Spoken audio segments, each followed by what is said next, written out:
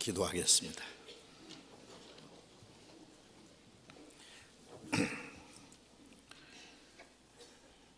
우리를 사랑하시는 거룩하시고 자비로우신 하늘에 계신 우리 아버지 하나님,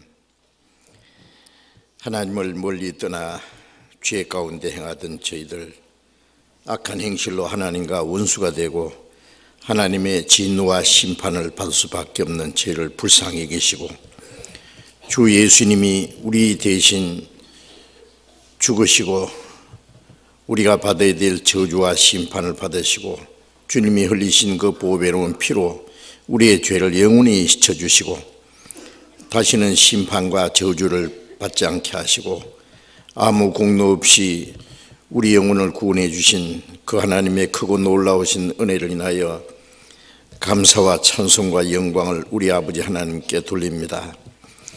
우리를 하나님의 거룩한 자녀로 삼아주시고 영원한 하나님의 나라 영광스러운 기업을 허락해 주신 주님, 이 땅에는 진정한 행복도 소망도 없지만 주님께서 우리의 마음속에 참된 자유와 평화, 영원한 소망을 주셨사오니 참으로 감사합니다. 이 시간 주님의 피로 구속함을 받은 저희들, 주님 앞에 함께 모여서 주님의 은혜와 영광을 찬송하며 주님의 말씀을 배우며 주님과 함께하는 거룩한 교제에 참여하게 주신 것을 감사합니다. 이 시간에도 주님이 우리 가운데 함께 계시고 여기에 모여있는 이 각 사람을 굽어 살피시고 하나님의 자비로운 손길로 붙들어 주심을 믿고 감사합니다. 우리의 마음과 우리의 생활 속에 하나님 보시기에 합당치 못한 어두운 일, 숨은 죄가 있으면 주님의 말씀에 비답해서 나타내 주시고 주님의 보혈의 능력으로 정결하게 주님의 말씀으로 더욱 거룩하게 온전하게 세워주셔서 우리가 하나님의 자녀로 부끄럼 없이 행하며 남은 생에 하나님의 뜻과 영광을 위해서 살아갈 수 있도록 주님 우리를 더욱 붙들어 주시고 인도해 주옵소서. 이 세상은 날로 흉악해지고 죄악이 충만합니다. 주님이 우리를 붙들어 주시고 우리를 지켜주시 아니하면 우리는 언제든지 죄 가운데 빠질 수밖에 없습니다. 주님, 말씀과 능력의 손으로 우리를 붙들어 주시고 우리의 발걸음을 말씀 가운데로 지켜주셔서 이 세상에 아무 죄악이 우리를 주장하지 못하도록 인도해 주옵소서.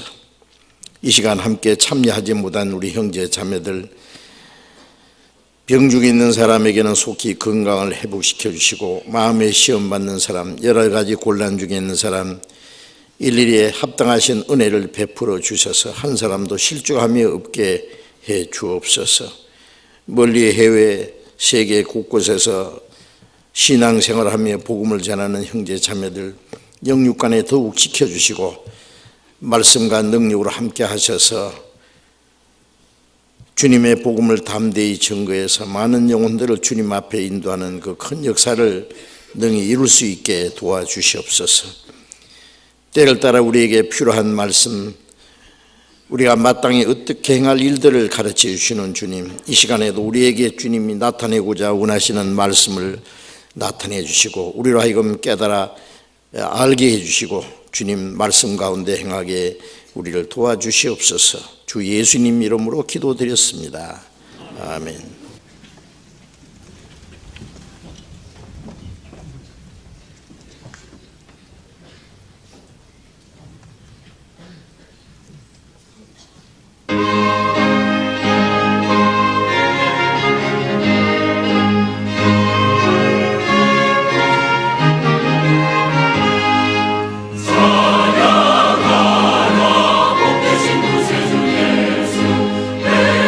백성들아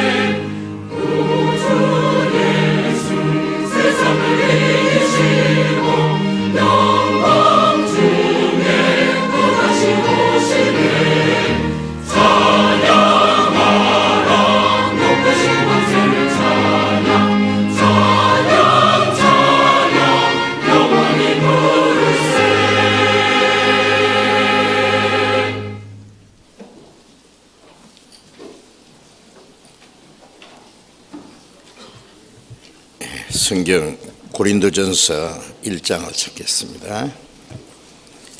고린도전서 1장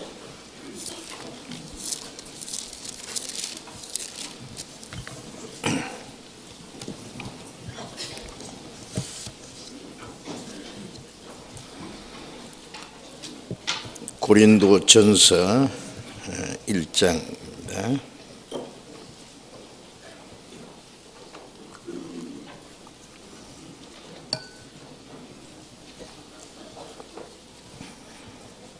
고린도전서 1장 8절 9절을 같이 읽겠습니다. 주께서 너희를 우리 주 예수 그리스도의 날에 책망할 것이 없는 자로 끝까지 경고케 하시리라. 너희를 불러 그의 아들 예수 그리스도 우리 주로 더불어 교제케 하시는 하나님은 미쁘시도다.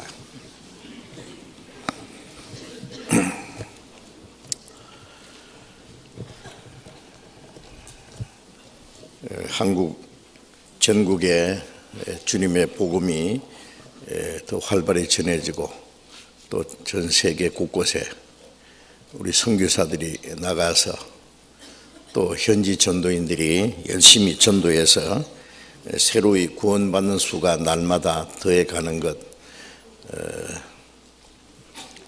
하나님께 참으로 감사하고 하나님께 찬송과 영광을 돌리고 우리 하나님과 함께 기뻐합니다.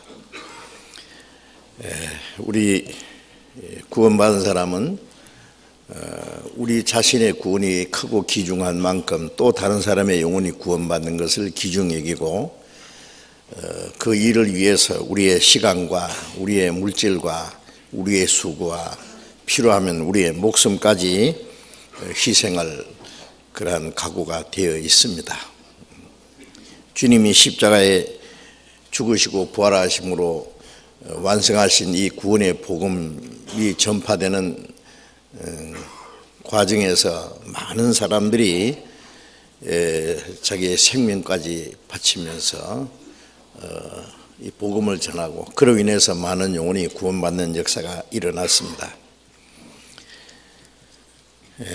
죄인 하나가 회개하고 하나님께 돌아오면 하나님 앞에는 의인 99이나 기뻐하는 것보다 더 기뻐하신다는 말씀대로 한 사람 한 사람이 구원받을 때 하나님께 큰 기쁨이 되고 영광이 되는 동시에 우리에게도 큰 기쁨이 됩니다.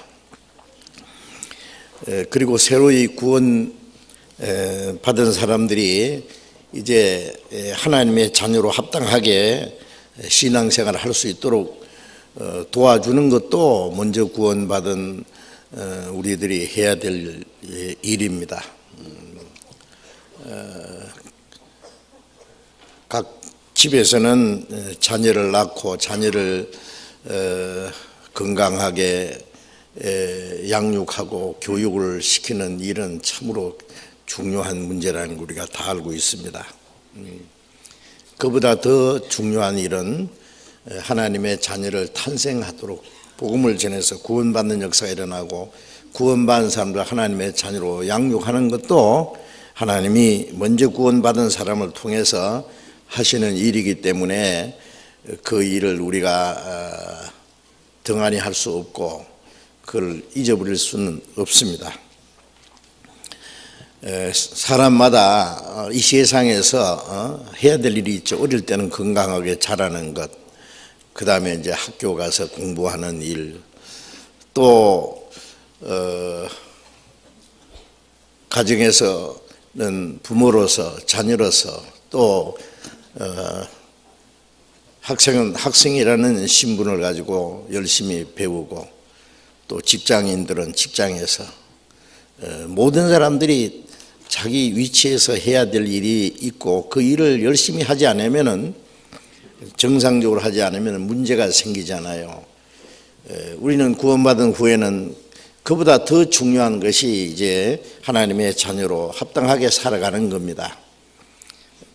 그래서 교회 안에서도 우리 각자가 해야 될 중요한 일들이 있습니다.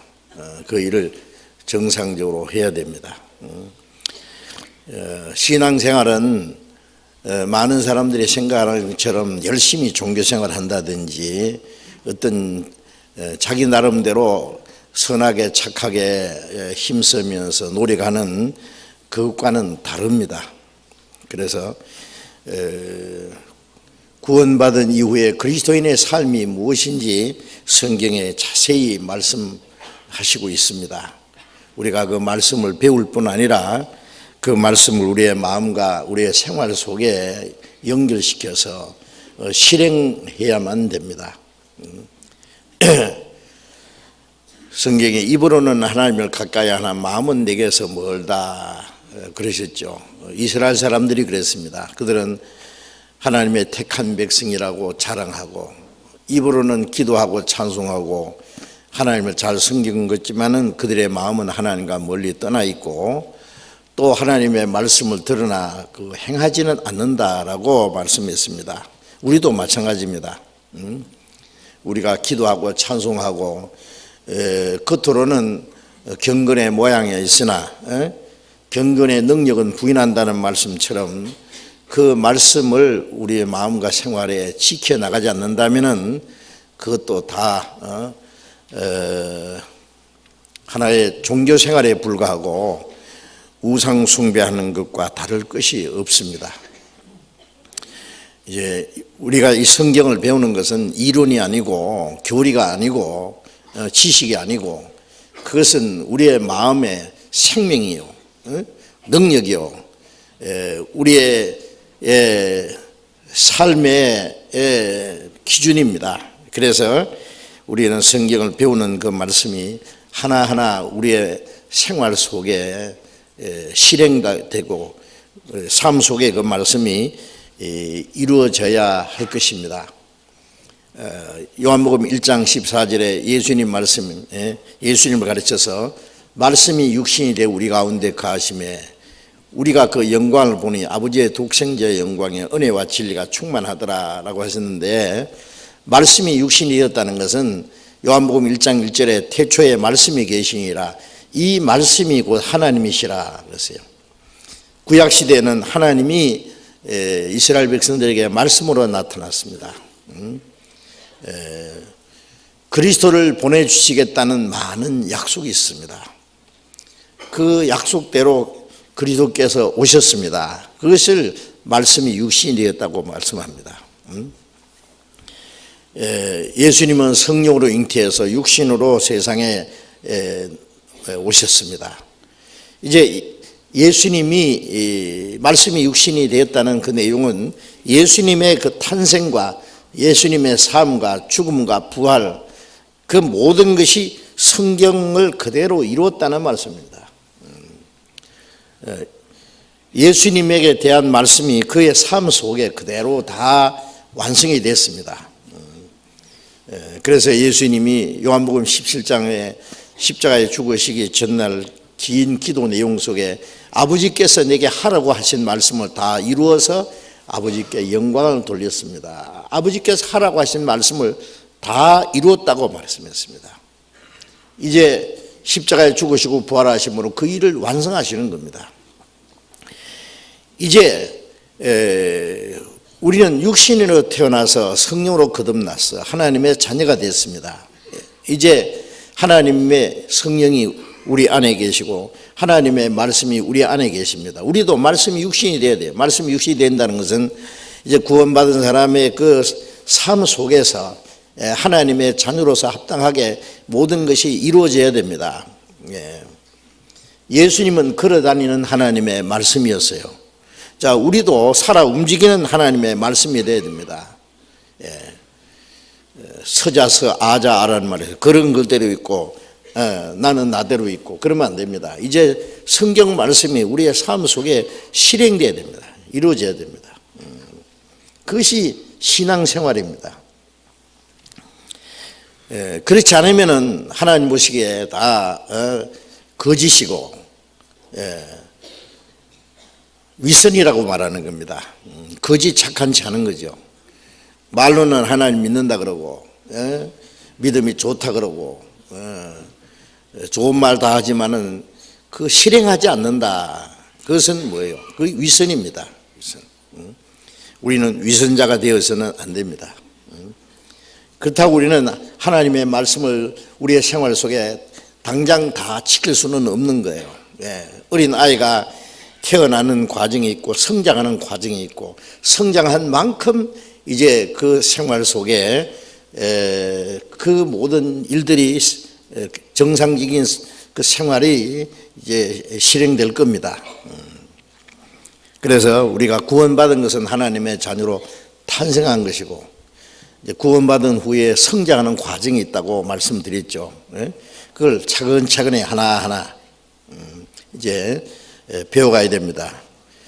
성경을 어렵게 생각할 거 없어요. 쉽습니다.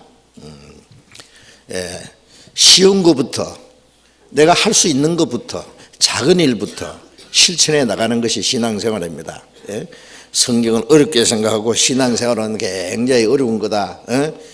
아주 높은 표준을 세워놓고 그걸 도달해 보려고 하는 것이 아니고 내가 할 수 있는 게 있잖아요. 할 수 있는.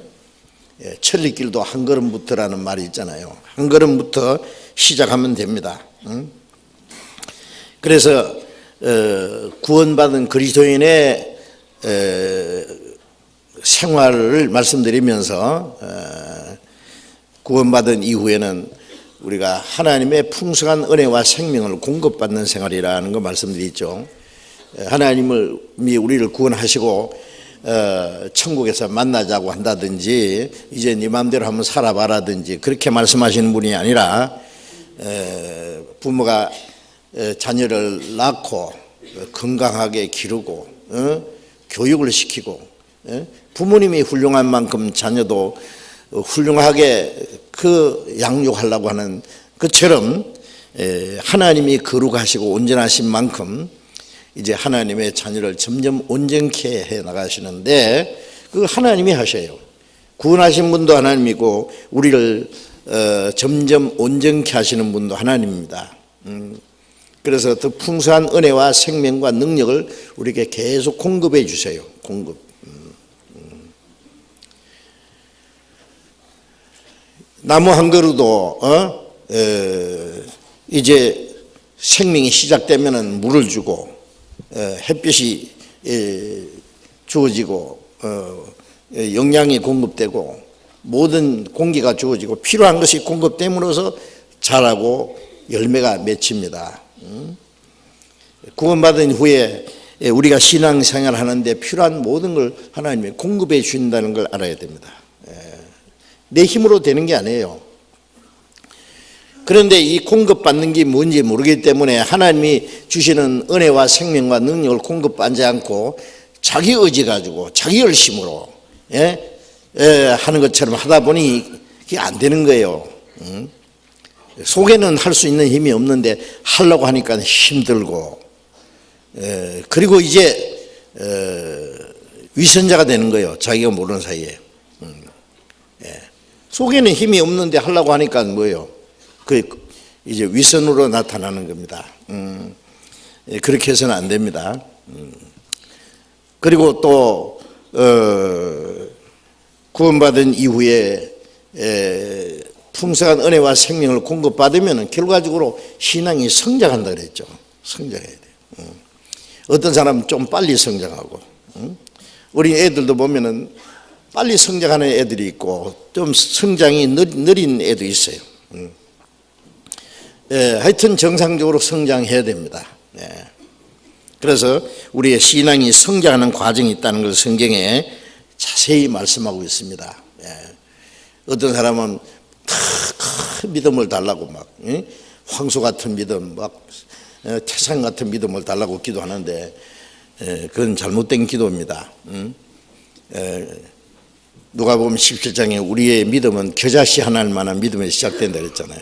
예수님이 너에게 겨자씨 하나일 만한 믿음이 있었다면 겨자씨는 시중에 가장 작은 것으로 돼 후에는 커서 나무가 되어 새들이 깃들일 만큼 된다.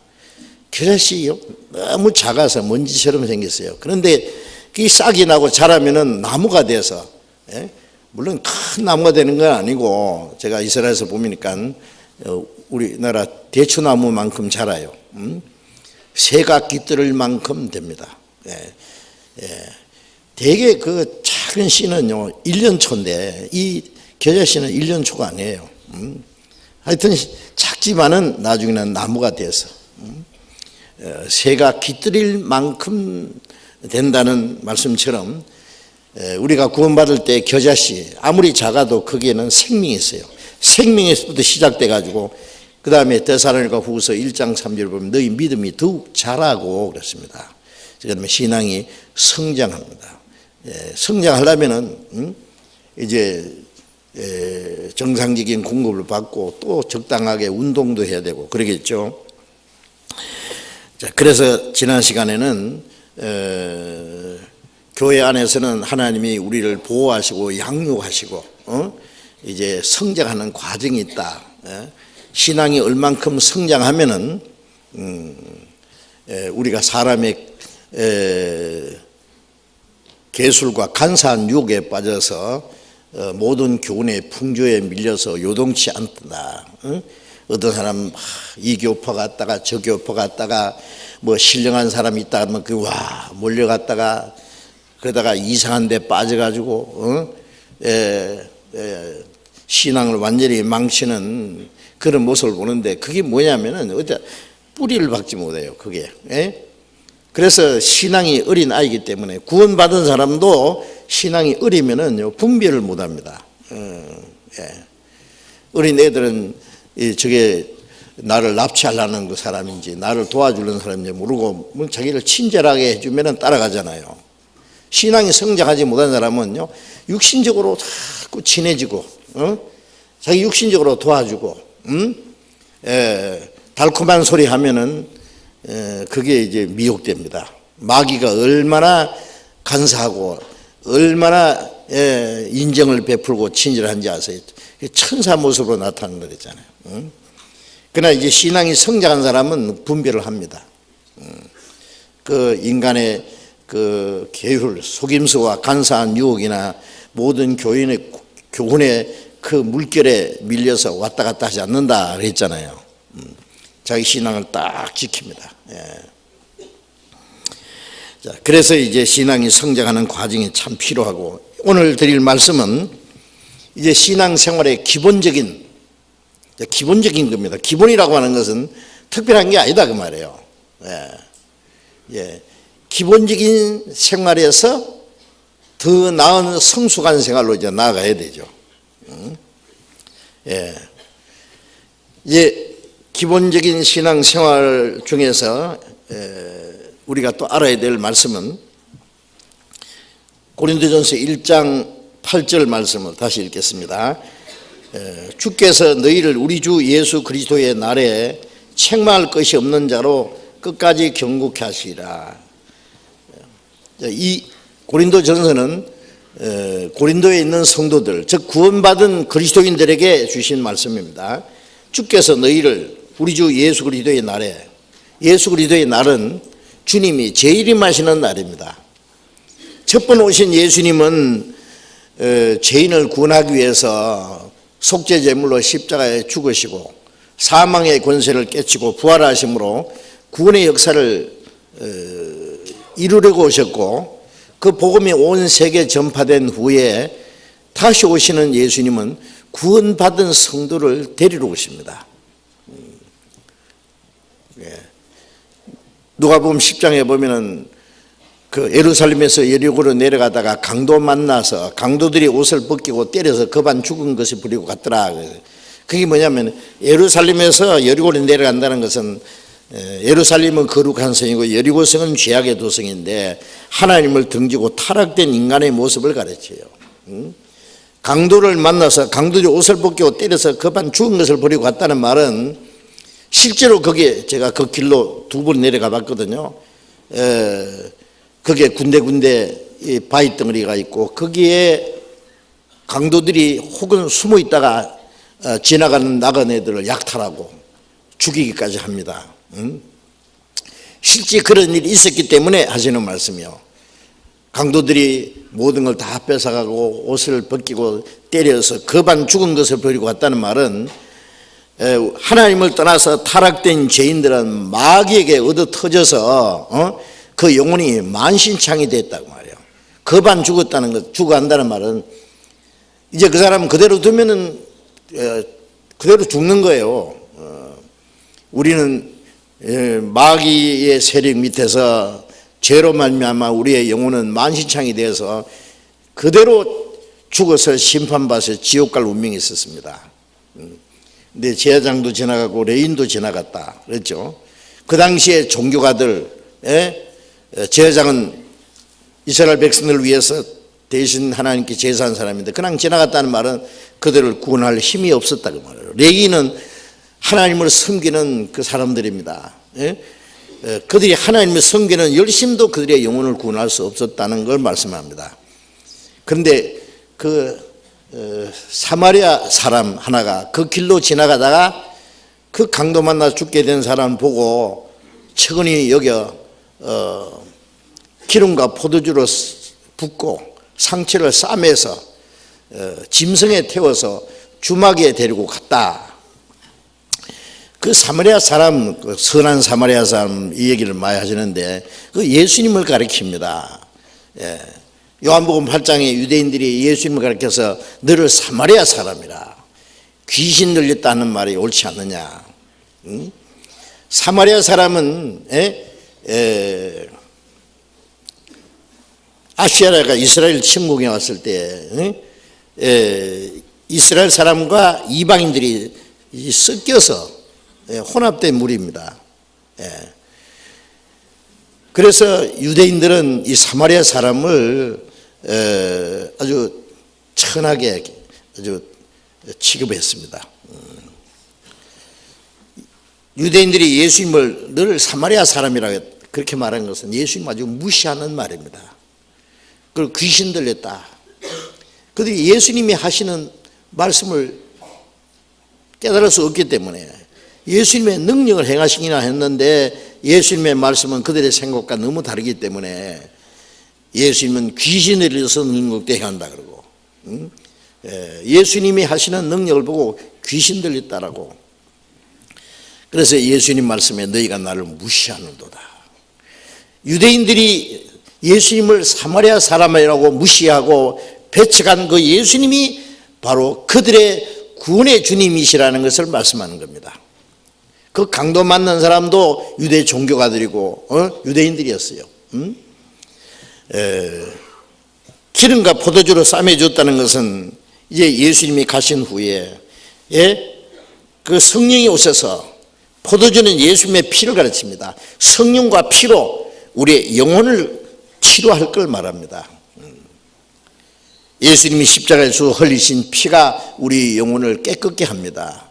지옥 갈 영혼을 고칩니다. 그런데 그 일을 하시는 분이 누구냐? 성령이십니다. 성령이 오시면 그가 나를 증거하실 것이다. 성령이 오셔서 주님의 보혈의 능력을 깨닫게 함으로 영혼을 싸매줄 것을 그렇게 말씀하신 거예요. 그리고 자기 짐승에 태워서 주막에 데려다 줬다는 말은 예수님은 그들을 구원받은 사람 치료해놓고 그냥 간 게 아니라 이 사람이 이제 생명에는 지장이 없게 됐어요. 그런데 이제 상처가 너무 깊어서 요즘 말로 얼마 동안 치료를 받고 요양을 해야 될 필요가 있었어요.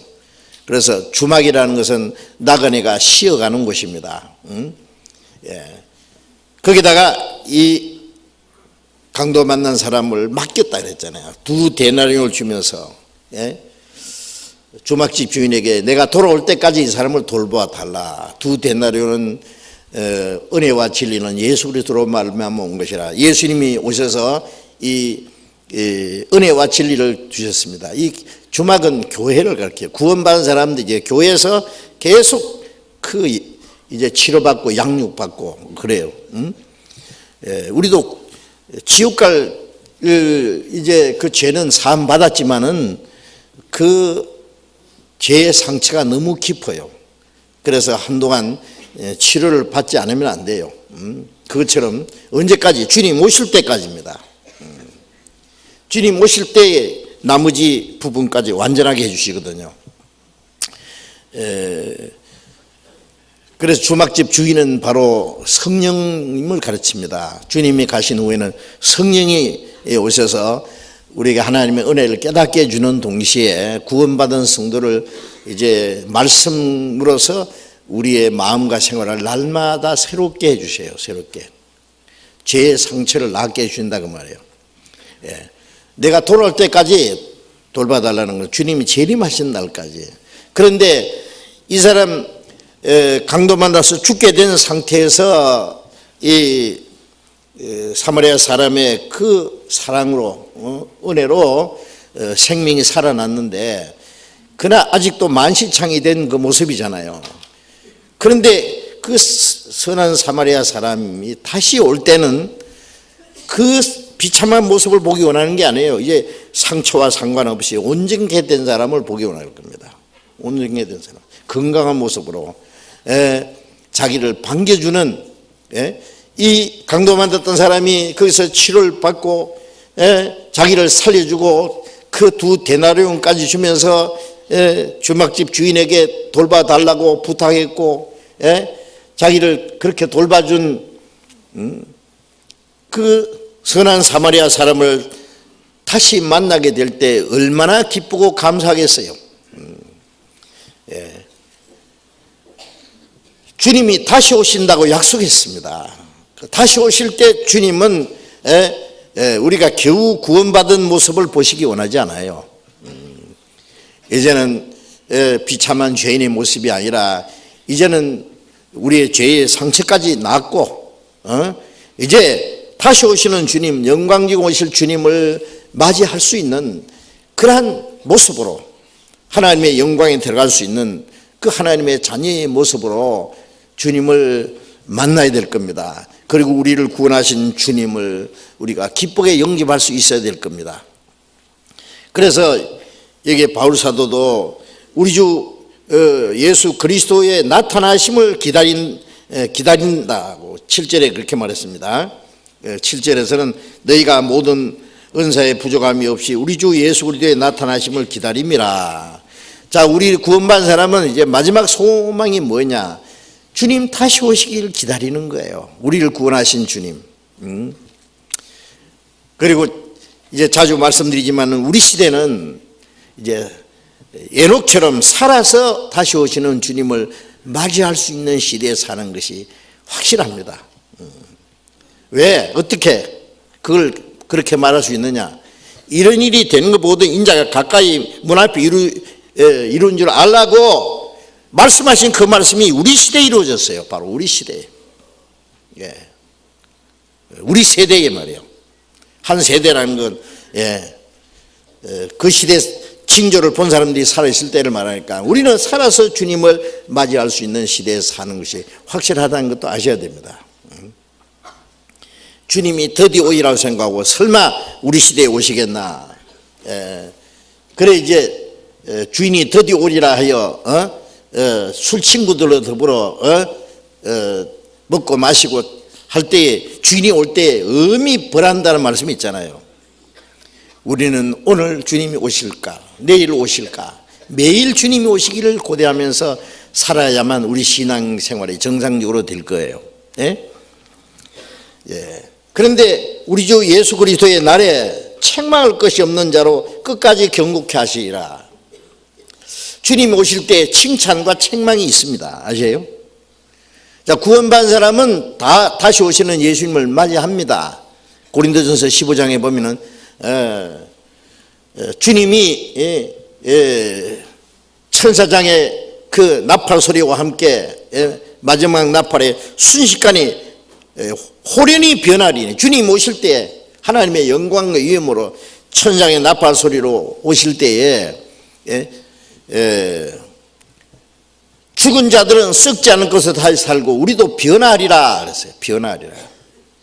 우리가 다 변하리니. 고린도 교인들은 이 고린도전서를 보낼 때는 구원받았지만은 육신에 속한 자 어린 아이라고 책망했습니다. 그런다고 해서 바울이 야 너희들 그렇게 살다가 주님 오실 때 주님 못 만날지도 몰라 그렇게 말하지 않았습니다. 확실히 구원받았으면은 다 변하리니 그래서 홀연히 다 구원받은 사람 하나님의 자녀가 멸망하는 일은 없어요. 문제는 주님 앞에 다 서기는 서는데 주님 앞에 설 때에 칭찬과 책망이 있습니다. 고린도서 4장에는 주님이 오실 때까지 아무도 판단하지 마라. 그때 각 사람에게 칭찬이 있으리라. 칭찬만 있습니까? 책망도 있습니다. 그래서 주님이 오실 때 흠도 없이 점도 없이 그 주님의 영광 앞에 부끄럼 없이 설 수 있기를, 부끄럼 없이 서기를 원한다 그랬어요. 그래서 여기에 주께서 재림하시는 날 책망할 것이 없는 자로 끝까지 경고케 하시리라. 우리를 구원하신 주님은 날마다 우리를 새롭게 하시고 주님 오실 때 책망받을 것이 없이 우리를 경고케 하시는 분이에요.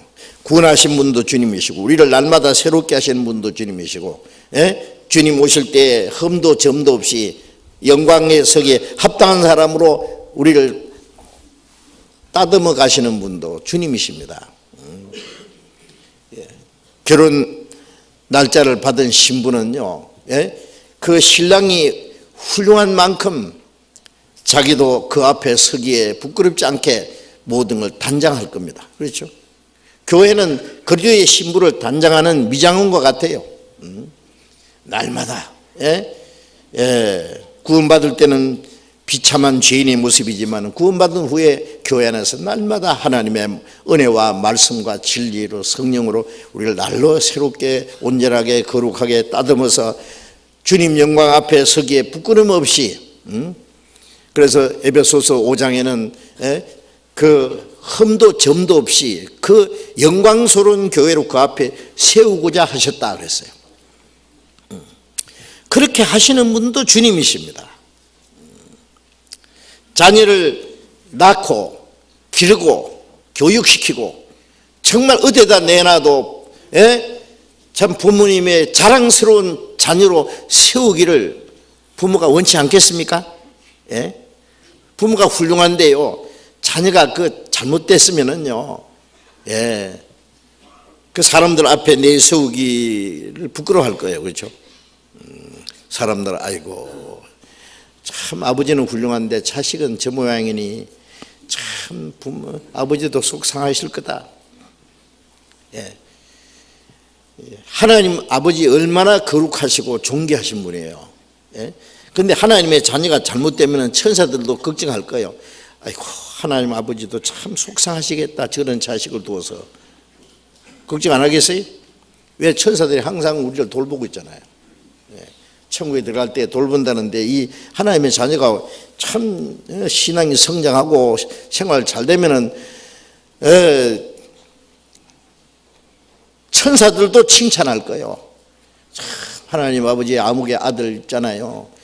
정말 훌륭합니다. 아버지 닮아서 아들도 참 훌륭하네요.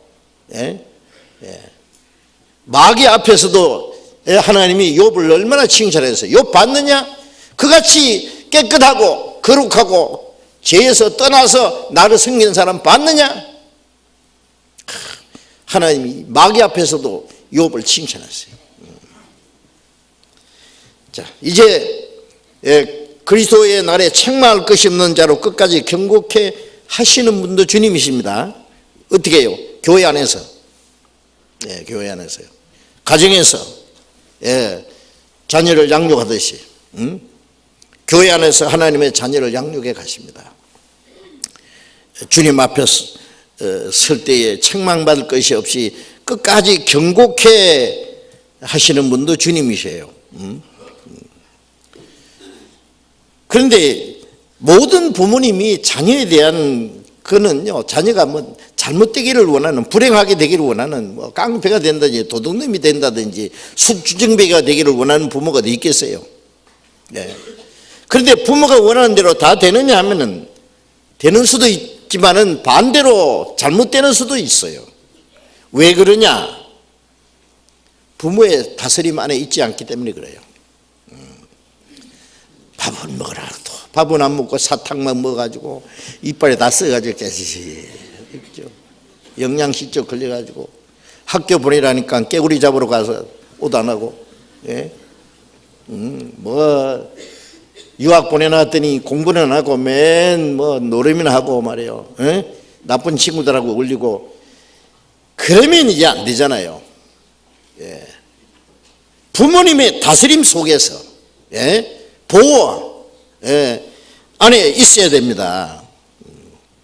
우리는 교회 안에서 가만히 붙어서 정상적으로 주님의 그 보호와 양육을 받고 다스림을 받으면은 예, 주님이 우리를 견고케 세워주세요. 예, 자기 노력으로 되는 게 아니에요. 주님이 그렇게 하세요. 양육만 잘 받으면 된다니까. 예? 쉽잖아요. 그런데 이제 우리를 끝까지 견고케 하시는 방법을 어떻게 하시느냐? 9절에 같이 읽어봅시다. 다시. 너희를 불러 그의 아들 예수 그리스도 우리 주로 더불어 교제케 하시는 하나님은 미쁘시도다. 너희를 불렀다는 것은 이 죄악 세상에서 우리를 불러낸 거예요. 이사야 44장 22절에 네 죄를 빽빽한 구름에 사라진 같이 네 죄를 안개에 사라진 같이 도말하였으니 내게로 오라 내가 너를 구속하였습니다.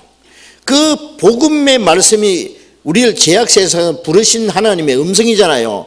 우리가 부르심을 받았다. 예? 그 복음을 듣고 깨달았다는 것은 부르심을 받은 거예요. 예.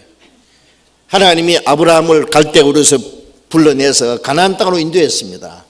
우리를 아담 안에서 불러내서 예수님 안으로 사망에서 생명으로 옮겼습니다. 너희를 불렀다는 것은 우리를 죄에서 불러내서 구원을 하셨다는 내용입니다. 그 다음에 그의 아들 예수 그리스도 우리 주로 더불어 교제케 하시는 하나님이 미쁘시도다. 전에는 하나님을 따라 산 것이 아니라 공중의 권세 잡은 자를 따라 살았다고 에베소서 2장에 자세히 말씀했습니다. 전에는 이 세상의 악한 동무들과 어울려 살았습니다. 헛된 것을 따라 살았습니다. 잘못된 교제 속에 빠져 있었습니다. 이제 우리를 불러내서 우리 주 예수 주로 더불어 교제케 하시는 하나님 미쁘시도다. 주님과 더불어 교제입니다. 자, 이제 이 말씀이 아주 중요한 말씀입니다. 자, 구원받은 후에 우리를 온전케 하시는데 어떻게 온전하게 하느냐? 주님과 더불어 교제 안에다가 우리를 두셨어요. 교제. 더불어라는 것은 아시잖아요. 더불어 사는 사회.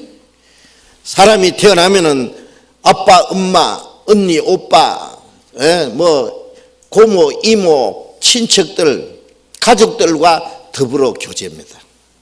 그렇죠? 학교에 가면 학우들과의 교제. 요새는 학우들과의 교제가 잘 안 되죠.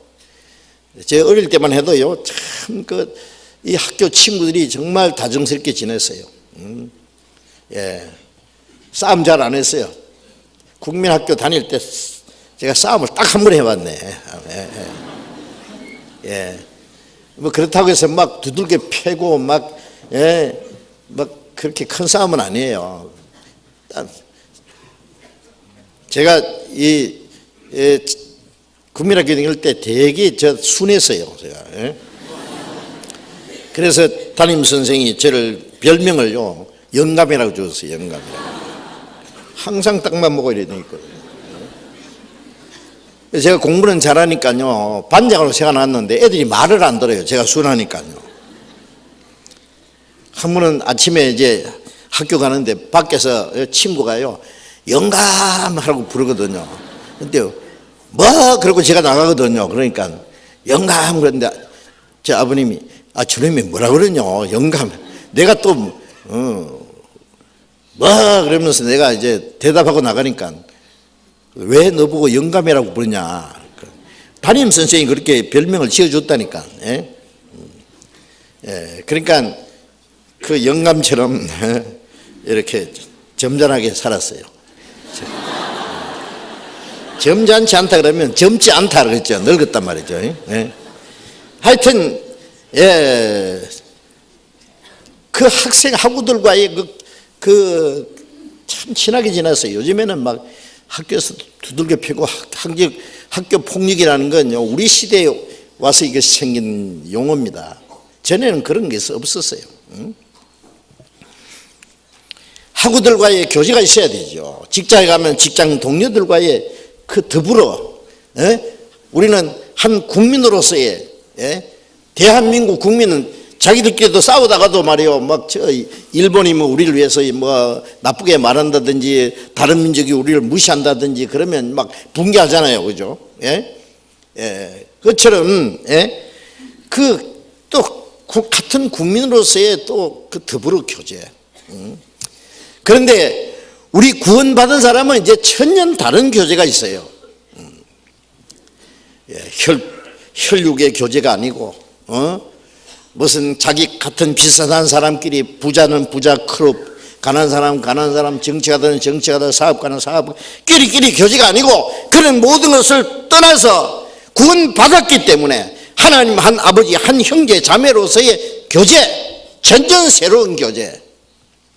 국적이 다르든, 뭐 피부 색깔이 다르든, 인격이 뭐 높든 천하든 배웠든 안 배웠든 그런 것 상관없이 구원받았다는 이유 때문에 주님과 더불어 교제. 거룩한 교제입니다.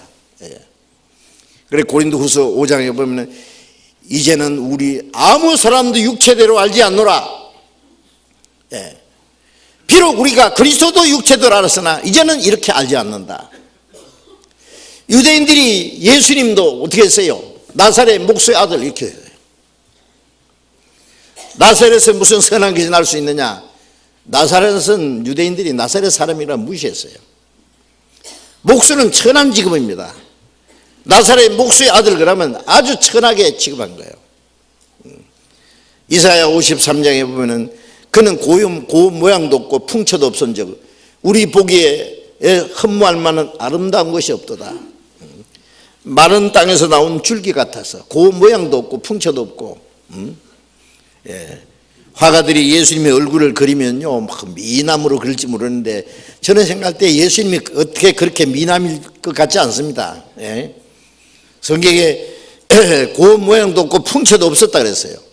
우리 보기에 흠모할 만한 아름다운 게 없었다 그랬어요. 우리도 그를 기여기지 않았다. 이스라엘 백성들이 그를 멸시하고 버렸습니다. 그는 학교를 다니는 일도 없고 배선할 일도 없고 무식하고 천한 제자들 몇 사람 다니고 다니면서 3년 반 동안 가르치시고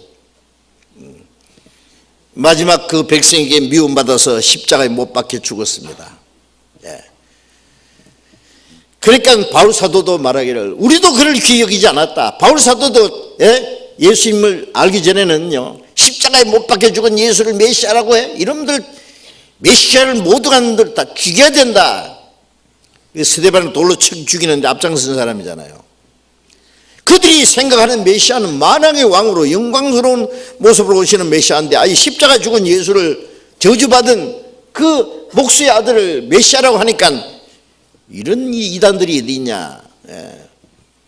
아주 예수 믿는 사람들을 박멸하려고 나섰던 사람이에요. 그래서 우리도 그를 기여기지 않았다. 그리스도도 육체대로 알았을 때 그들은 예수님을 배척했어요. 이제 우리는 아무 사람도 육체대로 알지 않는다. 그래서 고린도후서 5장 17절에 그런즉 이제 누구든지 그리스도 안에 있으면 새로운 피조물이라 이전 것은 지나갔으니 보라 새 것이 되었도다.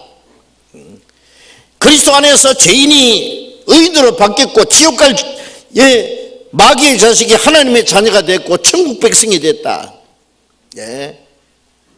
주님 안에서 새롭게 된 사람들끼리의 교제다 그 말이에요. 우리는요 사람의 외모를 본다는 말대로 우리가 아직도 육신이 있기 때문에 우리도 육신도 보잖아요. 못생긴 사람보다는 잘생긴 사람이 더 좋아 보이고 무식한 사람보다는 유식한 사람, 가난한 사람보다는 부자가 더 좀 좋아 보이고, 그 육신적인 그 조건들이 있잖아요. 그것 때문에 교제한다면은 다분히 인간적입니다. 육신적입니다. 그 사람이 못생겼든 가난했든 못 배웠든 좀 인간적으로 모자라든 확실히 구원받았으면은 하나님의 귀한 자녀들입니다. 육신적인 것은 주님 오시는 날 다 없어집니다. 좋은 집도 불타버리고, 돈도 다 필요 없게 될 것이고, 많이 배운 사람, 부자, 세상에 유명한 사람, 그 주님이 오시는 날 무슨 소용이 있겠어요? 뭐만 남느냐? 거듭난 생명. 믿음 안에서 인격이 얼마나 성장했느냐, 주님을 닮아갔느냐, 그것만 남을 거다 그 말이에요.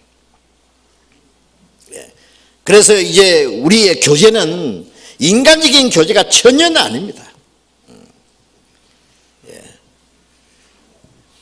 만일 교회 안에서도 부자는 부자끼리, 가난한 사람은 가난한 사람끼리, 뭐 사업하는 사람끼리, 사업하는 사람끼리 교제하는 것은 할 일이 있기 때문에, 의논할 일이 있기 때문에 교제하는 건 당연해요. 비슷한 사람끼리 왜 같이 의논해야 될 것이 있습니다. 그러나 그 사람들끼리만 똘똘 뭉치면은 그거는 정상적인 교제가 아닙니다. 일하기 위해서는, 의논하기 위해서 따로따로 교제가 필요해요. 자매는 자매끼리, 형제는 형제끼리, 형제들도 또 일하는 그 분야에 따라서 의논하고 그 협력하고 할 일이 있기 때문에. 그러나 전체적인 교제가 있어야 됩니다. 그런 거 다 초월해서. 그게 진정한 교제입니다. 그리고 어떤 사람들끼리 성령으로 아니고 믿음으로 아니고 인정으로 똘똘 뭉치는 사람들, 그것도 문제예요. 어떤 사람 보면요, 자기 친한 사람끼리 막 똘똘 뭉쳐. 그건 세상 사람들도 그렇게 해요.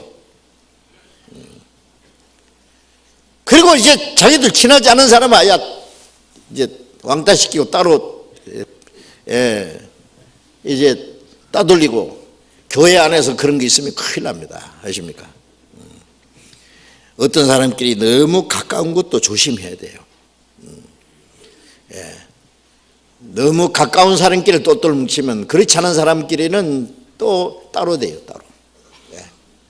우리는 항상 이 교제는 날 좋아하는 사람이나 좀 싫어하는 사람이나, 너무 좋아하는 사람은 조금 거리를 둬야 돼요. 잘못하면 그 사람이 나를 넘어뜨린다고.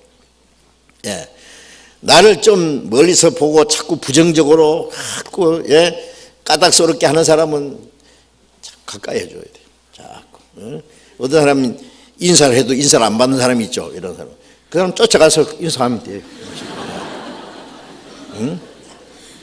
보담아 줘야 됩니다. 보담아 줘. 정말에 그렇게 해야 돼요. 저 사람이 싫어하면 나도 싫어하고, 저 사람 좋아하면 나도 좋아하고. 그거는 좀 세상 사람들도 그걸 그 정도로 해요. 그런 거.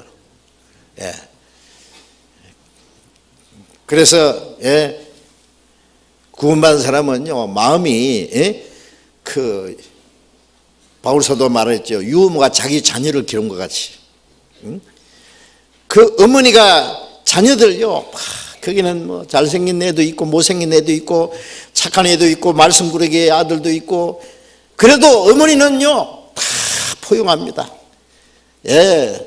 뭐 정신적으로 육신적으로 좀 더 부족한 자식을 더 사랑해요. 더 애착을 가지고 더 염려하고,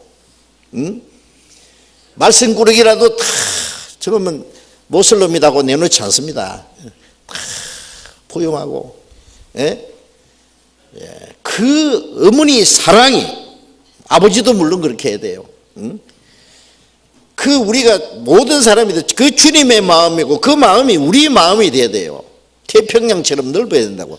태평양은요 온갖 쓰레기를 다 받아들이가 정화시키잖아요. 우리 마음을 넓혀야 돼요. 바울 사도가 너희 마음을 넓히라. 주님이 너희를 영접하신 같이 너희도 서로 영접하라. 서로 용납하라. 어떤 사람은 받아들이는데 어떤 사람은 다 구별해요. 교회에서 구별하는 일이 생기면 안 됩니다. 예.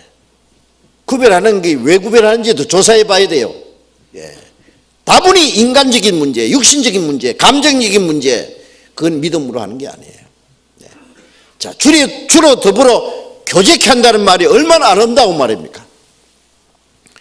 교제 주인은 주님이십니다. 예. 이 교제라는 말을 영어로는 펠로십이라고 하죠. 예. 같이 하는 거예요. 같이. 예. 그게 뭐냐? 교회입니다. 예. 고린도전서 1장 2절을 제가 읽겠습니다. 고린도전서 1장 2절. 고린도에 있는 하나님의 교회 곧 그리스도 예수 안에서 거룩하여지고 성도라 부르심을 입은 자들과, 여기 고린도에 있는 하나님의 교회. 우리가 교회 그러면 고린도에 뾰족한 십자가가 매달린 무슨 교회당이 하나 있었는가 생각하지만은 서기 300년 캐톨릭에서 처음 교회당을 짓기 시작하면부터는 그 이전에는 교회당이 따로 없었어요. 알겠어요? 그러니까 신약에는 브리스가 아굴라와 그 집에 있는 교회, 눈바와 그 여자의 집에 있는 교회, 아키포 그 집에 있는 집에 있는 교회, 집에 뭐 있다니까 사람들이. 그 교회라는 것은 건물이 아니에요. 사람이요, 사람. 굴 속에서 모이면 굴 속에 있는 교회. 어떤 사람은 교회당이 없어서요. 우리 교회 처음 시작할 때 보면은요, 어떤 그 선생님이 한 사람 구원받으면 바닷가에서 애들 모아놓고 성경 가르치는 거예요. 비 오면 교실 한 짝 빌려가지고. 그게 나중에는 구원받은 사람이 많이 생겨서 교회당을 새로 짓고 그랬죠. 교회라는 것은 사람이 아닙니다. 건물이 아닙니다. 교회 그러면요, 십자가에 매달린 벽돌집 연상하는데 사람입니다. 사람. 교회라는 그 헬라 말로 에클레시아, 구별된 무리입니다. 세상에서 구별된 무리, 천국 가기 위해서 하나님의 영광을 위해서 구별된 무리. 어디 모이든지. 그래서 고린도 교회, 갈라디아 교회, 에베소 교회 그러면요, 뭐 그 교회당이 하나도 없었어요. 그때는 그 고린도에 있는 성도들입니다. 그리스도 안에서 거룩해지고, 거룩해지는 것은 예수님의 피로 제사함 받고 성령으로 거룩하게 된 성도라 부르심을. 성도라는 말은 뭐예요? 거룩한 무리잖아요. 성인 성자, 거룩할 성자, 무리 도자, 거룩하게 된 무리입니다. 신명기 7장에 보면은 이스라엘 백성들은 성민이라 그래요. 성민. 너희는 성민이라. 거룩한 백성, 구별된 백성, 이스라엘 백성입니다. 이거는 성도, 구별된 무리, 교회입니다. 그래서 이 구원받자마자 하나님이 구원받은 사람을 이렇게 함께 교제하는 교제 속에다 우리를 넣어두셨습니다. 우리가 처음에 이 하나님 은혜를 깨닫고 주님이 내 죄를 사해 주셨구나. 그 다음에 성령보다 제사함 받은 게 바로 구원받은 게구나. 또 배우다가 그게 거듭난 거구나. 그 다음에 하나님의 자녀 됐구나. 천국 갈 하나님의 후사가 됐구나. 그 다음에 내 안에 성령이 계시구나. 제사함 받았다는 게 제일 중요하고, 제사함 받았으면 그 안에 다 포함돼요. 한꺼번에 받은 거예요. 구원받은 사람 속에 성령이 계신 줄 몰라도 계신다니까. 구원받은 이후에 또 하나 깨달아야 될 중요한 것이 뭐냐? 교회라는 걸 깨달아야 돼요. 교회라는 비밀을 깨달아요. 그 비밀입니다. 그건 아무나 아는 게 아니에요. 정말 비밀입니다. 교회는. 구원도 비밀이죠. 그렇잖아요. 지금 많은 사람들이요, 예수 믿는다 그래요. 교회 댕겨요. 예수님 우리 죄 때문에 죽었다 그래요. 예수 믿으면 구원받는다 그래요. 그런데 실제로 구원받았느냐? 정말 믿느냐? 따져보면 아니에요. 거짓이에요, 거짓. 예수님이 그러셨잖아요. 예. 그 열매를 보아 그들을 안다. 예. 나쁜 나무가 좋은 열매 맺을 수 없고 좋은 나무가 나쁜 열매 맺을 수 없다. 구원 받았으면은 말하는 것, 생활하는 것, 행하는 것 달라야 됩니다. 하나님의 자녀와 마귀의 자녀가 비슷하게 살 수 있어요? 천국 갈 사람이 지옥 갈 사람처럼 살 수 있다고 생각해요? 달라야 됩니다. 그렇다고 해서 구원받자마자 금방 천사처럼 된다는 말이 아니에요.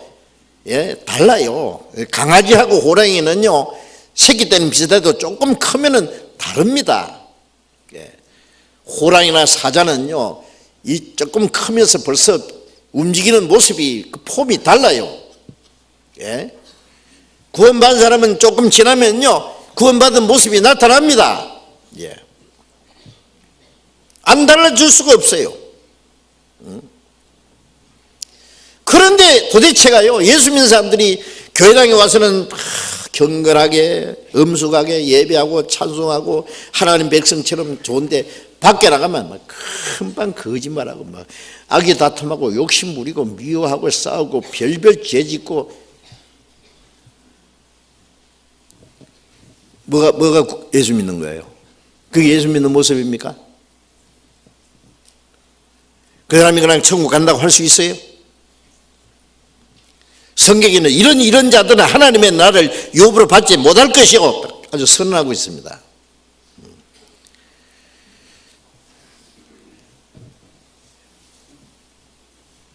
그래서 야고보서 2장에는요, 너는 믿음이 있다고 행함이 없다. 나는 믿음도 있고 행함도 있다. 행함이 없는 믿음은 내게 보이라. 영혼이 없는 몸이 죽은 같이 행함이 없는 믿음은 그 자체가 죽은 것이다 라고 말합니다. 행함을 강조한 말씀이 아니라 믿음을 진단하는 말씀이에요. 예. 그 믿음이 참된 믿음인지 가짜 믿음인지, 예? 그 생활로 입증해 줘야 돼요. 예. 사과나무라고 심어놨는데 탱자가 맺힌다. 그래도 사과나무입니까? 예. 나무도 좋다든지 열매도 좋다든지 나무도 좋고 나쁘고 열매도 나쁘다 하든지 하라. 열매로 나무를 아느니라 그랬잖아요. 예. 자, 이제 우리는, 예? 이 위선자나 이제 가짜 기독교인에 대해서는 안 된다고. 믿으려면 확실하게 해서 천국 가도록 믿어야지. 예. 교회당만 왔다 갔다 한다고 천국 보낸다는 말씀이 성경에 어디 있느냐고요. 응?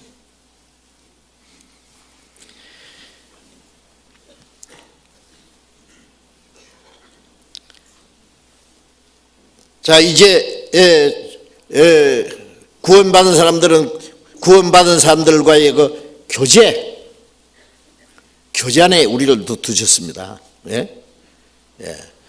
어린 아이가 자기 사랑하는 가족들을 떠났으면은 양육을 받겠습니까? 이뤄진 애는요, 이건 과원에 보낸다든지 이제 그때부터는 문제합니다. 예. 정상적으로 양육을 받을 수 없어요. 구원받은 사람은 이제 어떻게 하느냐? 교제 안에 있어야 돼요. 구원받았다는 증거가 교제 안에 있는 게 구원받은 증거예요. 응? 예. 고린도전서 12장을 보겠습니다.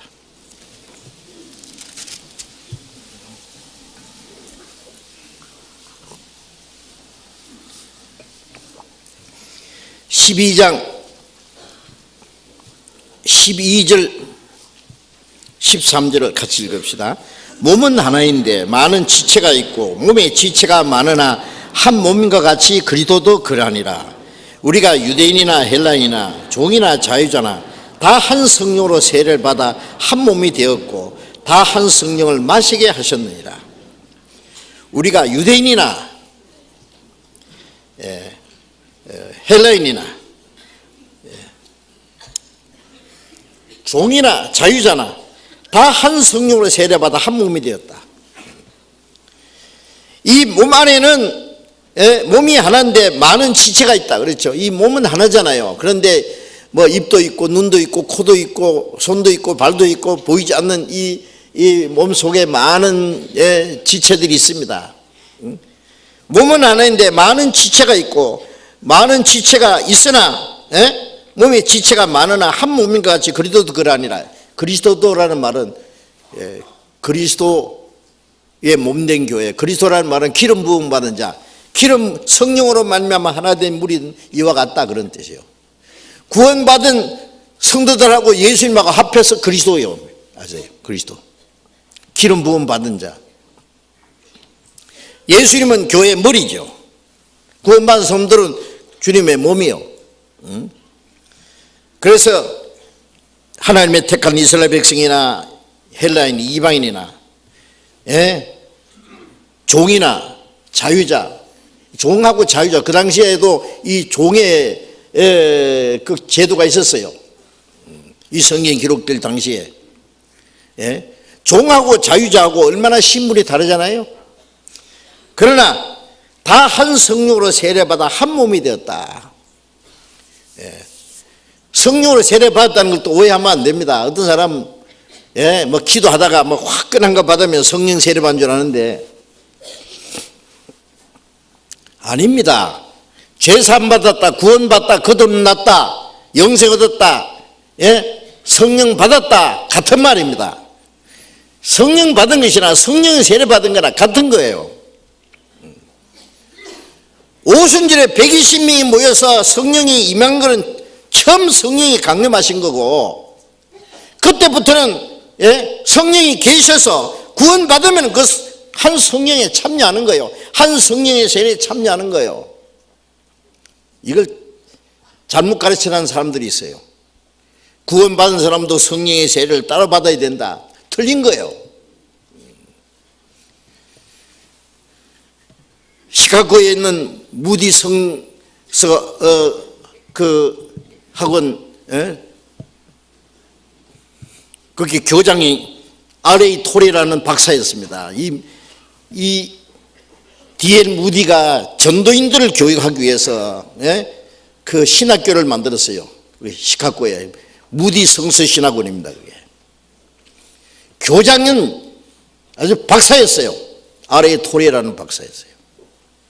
무디는 국민학교도 못 나온 사람이에요. 그런데 이 R.A. 토리 박사가 성령론이라는 책을 썼는데 구원받은 후에 성령의 세례를 따로 받아야 된다. 제가 읽어봤어요. 그런데 그 사람이 죽기 전에 내가 잘못 가르쳤다 그랬어요. 고치고 그분이 돌아가셨습니다. 잘못 가르친 거예요. 구원받는 것이 성령의 세례를 받는 거예요. 한 성령으로 세례받아 한 몸이 되었고, 그럼 구원받은 후에도 성령의 세례를 따로 안 받으면 한 몸이 안 되는 겁니까? 아니죠. 구원받은 사람이 바로 성령의 세례를 받은 것이고, 성령의 세례를 받았기 때문에 우리는 주님의 안에서 한 몸이 교회예요. 머리가 한 분이 예수님이고 한 몸이 되었고 다 한 성령을 마시게 하느니라. 성령의 계속적인 공급을 받는 거예요. 자, 그래서 구원받자마자 우리는 주님의 몸된 교회 안에 있습니다. 이제는 우리가 하나님의 한 가족입니다. 에베소서 2장에 너희가 외인도 아니요 손도 아니요 성도가 동일한 시민이 하나님의 가족이라, 하나님의 권속이다, 하나입니다. 이제는 한 배를 탔습니다. 이제는 고린도전서 12장 27절을 보겠습니다. 12장 27절 같이 읽겠습니다. 너희는 그리스도의 몸이요 지체의 각 부분이라. 너희는 그리스도의 몸이요. 구원받은 사람이 그리스도의 몸은 하나입니다. 하나. 몸이요. 우리 개인은 그 지체의 각 부분이다. 어떤 사람, 어떤 형제에게 물어봤대요. 교회에서 직분이 뭡니까? 그러니까 저는 주님의 몸의 교회 발가락입니다. 옆에 그 부인에게, 자매한테 물으니까 자매는 뭡니까? 나는 발톱입니다. 발가락에도 발톱이 없으면 힘을 못 쓰잖아요. 응? 그거 참 적당한 표현입니다. 주님의 몸에 새끼 발가락이 됐든지 발톱이 됐든지 그 몸의 한 세포의 한 부분이 됐든지 주님의 몸의 한 지체라는 것이 얼마나 놀라운 일이냐 그 말이에요. 우리 모든 사람이 그리스도 안에서 한 몸이 됐습니다. 그래서 우리 많은 사람이 그리스도 안에서 한 몸이 되어 서로 지체가 되었다. 로마서 12장에도 같은 말씀이었습니다. 자, 이게 비밀입니다. 교회 아시겠어요? 이게 비밀이에요. 구원받았다는 것도 비밀이죠. 왜냐하면 구원받았다 그랬는데 안 받은 사람이 얼마나 많은지 알아요? 들어가기를 구하여도 못하는 자가 많으리라. 비밀이란 건 모든 사람이 다 아는 게 비밀이 아니죠. 구원받은 거요 다 뭐 받은 것처럼 하지만은 아닙니다. 비밀이에요, 비밀. 우리 구원받은 사람은 정말 이 구원받았다는 것이 비밀이라는 거 알아요. 제사 받았다는 거, 거듭났다는 거, 구원받았다는 거, 비밀 중에 비밀을 깨달은 거예요. 그리고 이 교회의 비밀을 알아야 돼. 교회의 비밀. 이 교회라는 것을 뭔지 모르면은 정상적인 신앙생활을, 올바른 신앙생활을 할 수가 없어요. 왜? 신앙생활은 교회 생활이에요, 바로.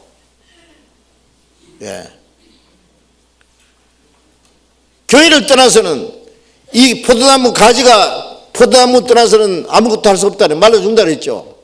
이 손가락이 이 몸을 떠나면 어떻게 돼요? 죽어버리죠. 썩어버리죠. 피가 통합니까? 영양이 공급됩니까? 에너지가 공급됩니까? 여러분, 우리 신앙생활은 내 혼자서 열심히 하는 게 아닙니다. 절대로 아닙니다.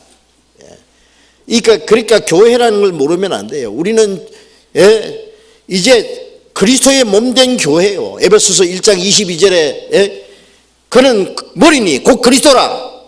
교회는 그의 몸이니. 에베소서 1장 22절 23절에 예수님은 교회의 머리고 구원받은 사람은 주님의 몸이고 우리 개인은 그 몸 안에 지체들이고.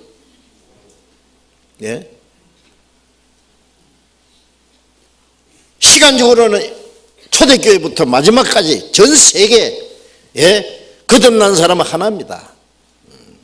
하나님 한 아버지, 한 형제 자매, 같은 소망을 가지고 같은 삶의 목적을 가지고 고를 갖추고 운명을 같이 할.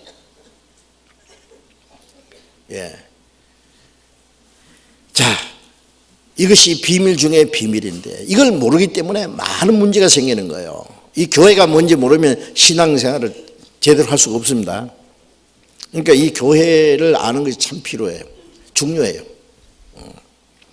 저는 구원받고 나서 4년 동안 교회가 뭔지 몰라서 가르쳐주는 사람도 없었어요.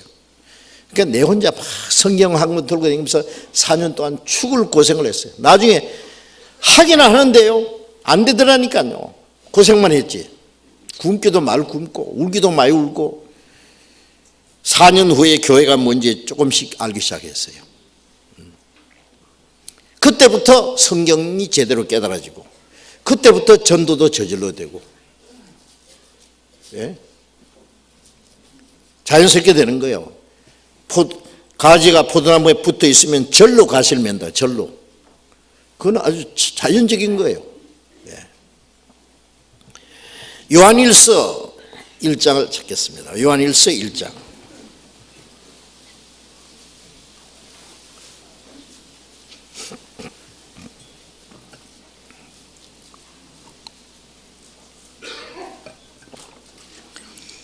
요한일서 1장 3절 4절을 또 같이 읽읍시다.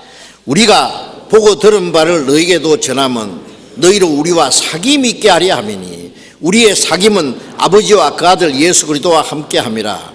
우리가 이것을 쓰면 우리의 기쁨이 충만케 하려 함이라. 자, 이 예수님의 12제자 중에 사도 요한은 요한복음을 기록했죠. 요한복음을 기록한 목적은 예수께서 하나님의 아들 그리스도를 믿게 하려 하며 너희로 믿고 그 이름을 힘입어 영생을 얻게 하려 함이라. 요한복음 20장 끝부분에 말씀한 대로 요한복음을 기록한 목적은 예수님이 하나님의 아들 그리스도이심을 믿고 구원받게 하는 게 목적이고, 요한일서를 기록한 목적은 구원받은 사람이 하나님과의 교제를 올바로 하기 위해서 기록한 것이 요한일서입니다. 요한 1, 2, 3설. 요한계시록은 구원받은 사람에게 주신 소망을 가르치는 거예요. 우리가 이것을 너희에게 기록하면 너희를 우리와 사귐이 있게 하려 함이라. 사귐이 있게 하려 함이라. 펠로십입니다. 교제를 위함이라 그 말이에요. 우리의 사귐은 아버지와 그 아들 예수 그리스도와 함께 함이라. 우리 교제의 주인은 누구예요? 유명한 사람, 말 잘하는 사람, 똑똑한 사람을 중심해서 교제합니까? 아닙니다. 우리 교제의 주인은 아버지와 그 아들 예수 그리스도, 물론 교제케 하시는 성령님과 하나님과 함께하는 거룩한 교제입니다.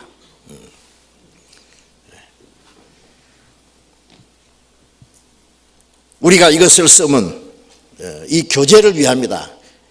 우리의 기쁨이 충만케 하려 합니다.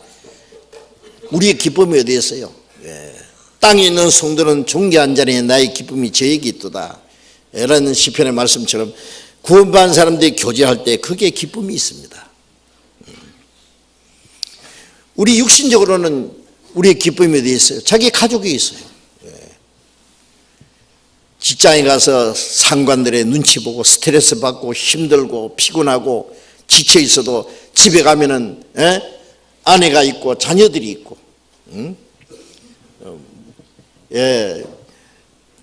또 여자분들도 뭐 요즘에 직장 생활 많이 하잖아요. 얼마나 고생하고 고달프고 힘들고 스트레스 받고, 그러나 집에 가면은 남편과 사랑하는 자녀들이 있고, 그러니까 모든 걸 잊어버리고 내 쉴 곳은 작은 내 집뿐이라. 그렇죠. 그 안식과 기쁨이 있습니다. 그 가족에게서 기쁨을 찾으려고 그래야 돼. 딴 데서 찾으면 안 됩니다. 그리고 가족들은 항상 서로가 기쁨이 될 수 있고 위로해 줄 수 있고 평안을 줄 수 있고 세상에서 받은 상처를 싸매줄 수 있어야 됩니다. 가정에 와서 위로를 받고 기쁨을 받고 안식을 얻지 못하면 어디 가서 안식을 얻겠습니까? 자, 우리가 구원받은 사람은 우리의 기쁨이 어디 있느냐? 교회에 있습니다. 교회. 하나님 아버지와 예수 그리스도와 함께하는, 주님과 더불어 하는 교제 속에 우리 기쁨이 있습니다. 세상에서는 시달리고 힘들고 피곤하고 우리가 신앙생활 하려면 얼마나 힘들어요. 구원받은 사람이라고 해서 세상을 떠날 수가 있습니까?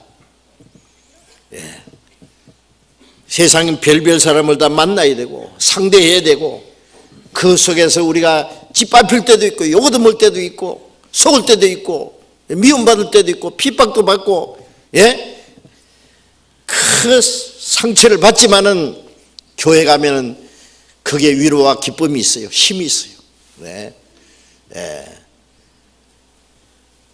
우리의 기쁨은 성도들 무리 안에 있습니다. 안에. 만일 구원받은 성도들끼리도요, 서로 미워하고 다투고 스트레스 주고 그러면 아니 구원받은 사람이 어디 가서 기쁨 얻어야 돼요? 도대체. 세상에서도 시달리고 교회 가서도 또 서로 패가 갈라져 가지고 미워하고 다투고. 제가 그런 얘기 많이 들었어요.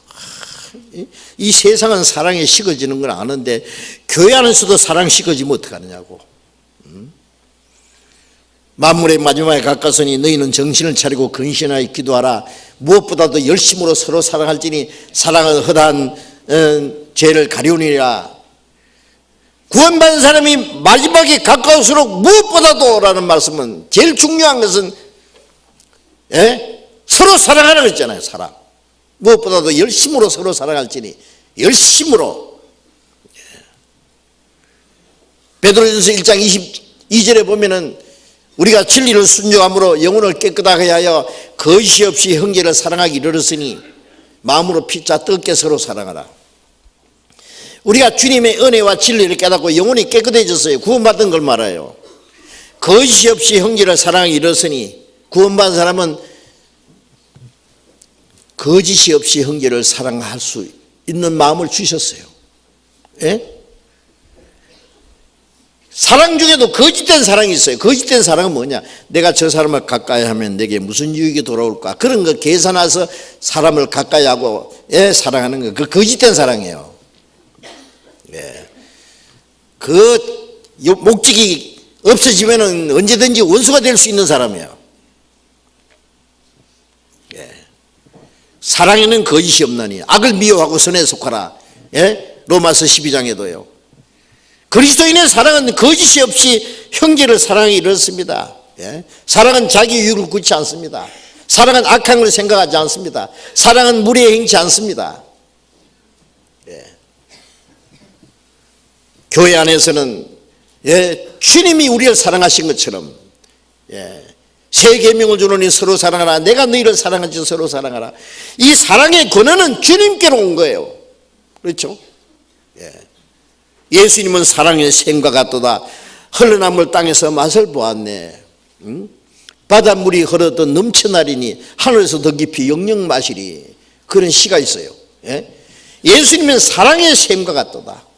구원받을 때 그 사랑의 샘이 내 안에 시작됐어요. 흘러남을 땅에서 맛을 보았네. 바닷물이 흐르듯 넘쳐나리니 주님의 사랑의 불길이든지 내 마음에 넘치네. 성령이 오셨네. 영광을 돌리세. 하나님의 사랑이 우리의 마음속에 넘칩니다. 우리 형제 자매들은 정말 주님이 우리를 사랑한 것처럼 사랑하라고 말씀했습니다. 그게 새 계명입니다. 너희가 서로 사랑하면 모든 사람이 너희가 내 제자인 줄 알리라 그랬잖아요.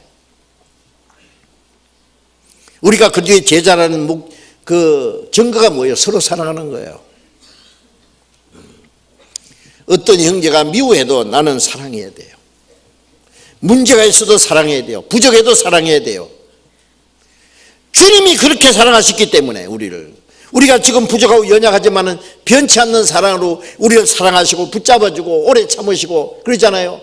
그런데 왜 우리는 용서하지도 못하고 오래 참지도 못하고 해요? 사랑은 오래 참는다는 게 뭐예요? 못 참을 일이 있기 때문에 참는 거예요. 몇 초만 참으면 될 것을 갖다 말 함부로 해가지고 마음에 상처를 주고 막 서로 감지생고 원수같이 되고 싸우고 말이에요.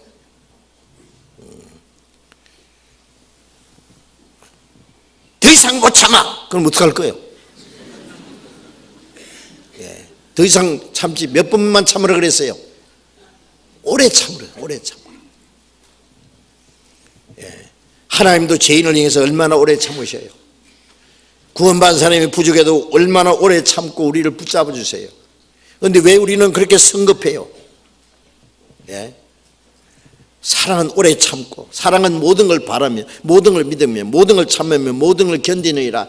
참는 데서부터 견디는 것으로 끝나는 거예요. 사랑은 참는다는 것은 용서한다는 말입니다.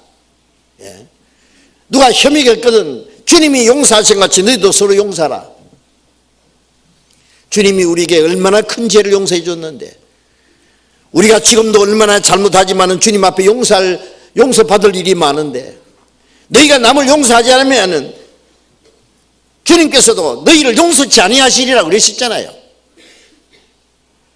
용서 못하는 마음은 쫄짱부입니다. 용서 못하는 것이 죄입니다. 우리가 우리에게 죄 지은 자를 사해 주고 우리 죄를 사해 주옵시고, 구원받은 사람이 다른 사람이 내가 용서를 못하는 마음 있으면 하나님께 내가 용서를 구할 수가 없어요.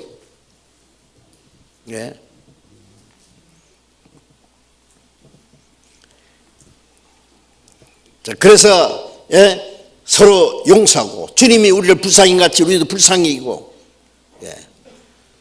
세상에서 얼마나 시달리고 고달프고 힘들고 속상하고 억울한 일을 당하고 교회 안에서 그걸 서로 붙잡아주고 위로하고 싸매주고 용기를 주고 해야 될 거 아니에요, 교회 안에서. 그런데 우리 교회는 사랑이 없어. 그런데 없다는 그 사람도 문제예요. 자기 안에 사랑에 메말랐기 때문에 그래요. 사랑은 딴 데서 오기를 기다리는 게 아니에요.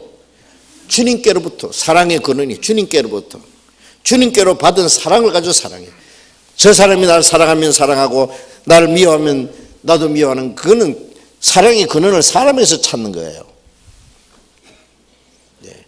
생명의 근원이 주님께 있고 사랑의 근원이 주님께 있어요. 그 주님께로 연결되어 있으면 내 마음속에 사랑에 메말릴 일이 없죠. 자, 어쨌든 주님과 더불어 교제할 때에 우리에는 기쁨과 위로가 있습니다. 이 신앙생활은 주님과 더불어 하는 교제라는 거 잊지 마십시오. 교제가 잘못되면 신앙이 잘못돼요.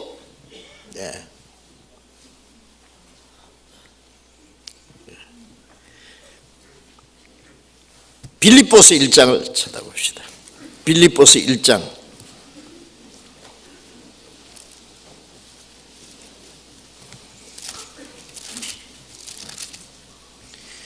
빌립보서 1장 5절 6절을 같이 읽읍시다. 첫날부터 이제까지 복음에서 너희가 교제함을 인함이라. 너희 속에 착한 일을 시작하시니까 그리스도의 예수의 날까지 이루실 줄을 우리가 확신하노라. 첫날부터 이제까지 복음에서 너희가 교제함을 인함이라. 이 말씀은 바울 사도가 빌립보 성도들에게 보낸 말씀인데, 사도행전 16장에 보면은 바울 사도가 빌립보에, 마게도냐 첫 성인 빌립보에 가서 전도를 했는데, 제일 처음에 루디아라는 여자가 바울의 말씀을 듣고 깨닫고 구원을 받았고 그 가정을 개방했어요. 나를 주 믿는 자로 알거든 내 집에 와서 유하라. 바울과 실라, 그 다음에 사도행전을 기록한 누가, 사도행전은 누가 기록했어요? 누가가 기록했어요. 의사입니다. 이 세 분을 자기 집에다가 모셨어요. 빌립보에서 전도하다가 바울이 잡혀가서 매를 맞고 깊은 옥에 갇혀서 죽을 뻔했잖아요. 하나님께서 그 옥중에서 바울을 꺼내주고 그날 밤에 그 옥을 지키던 옥사장의 가족이 구원받고 빌립보 교회가 시작됐어요. 이 빌립보서를 기록할 때는 바울이 저 로마 옥중에 갇혀 있을 때요. 옥중에 있으면서 보낸 말씀이에요. 첫날부터 돼요. 너희가 구원받은 첫날부터. 구원받을 때 우리 첫날입니다. 이제까지 복음에서 교제함이 납니다. 빌립보 성도들은 자기들에게 복음을 전해줘서 구원받게 한 이 바울 사도를 잠시도 잊을 수가 없어요. 어디 가든지 바울의 소식을 듣고 지금 로마 옥중에 같이 있는데 에바브라 디도라는 사람을 통해서 계속 왔다 갔다 하면서 소식을 듣고 바울 사도의 필요한 걸 도와주고. 교제라는 것은 말로만 하는 게 아닙니다. 교제라는 말은 운명을 같이 하는 거예요. 고라 같이 하는 거예요. 남편과 아내와 교제, 부모와 자녀의 교제, 형제끼리의 교제라는 건 뭐예요? 말로만 하는 겁니까? 마음을 같이 하고 운명을 같이 하고 고라를 같이 하고 어려울 때 같이 도와주고. 교제한다면서 어려운 때 본책만책하고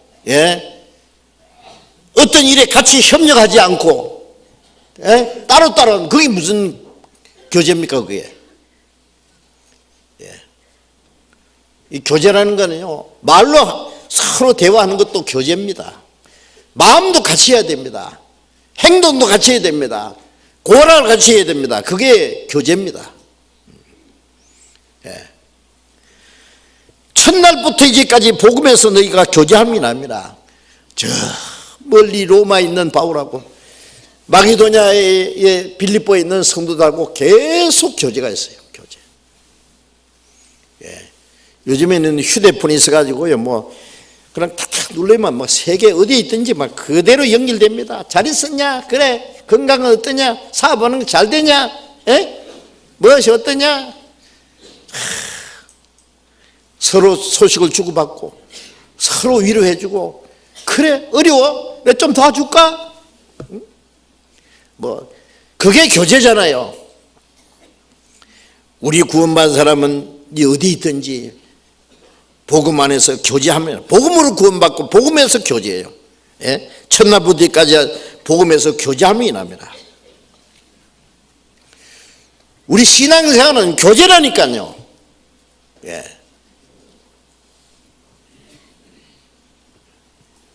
내 혼자, 예, 이기주의, 개인주의, 자기중심, 그건 교제와 정반대입니다. 아빠는 온 가족들을 돌볼 가장으로서의 책임이 있고, 예?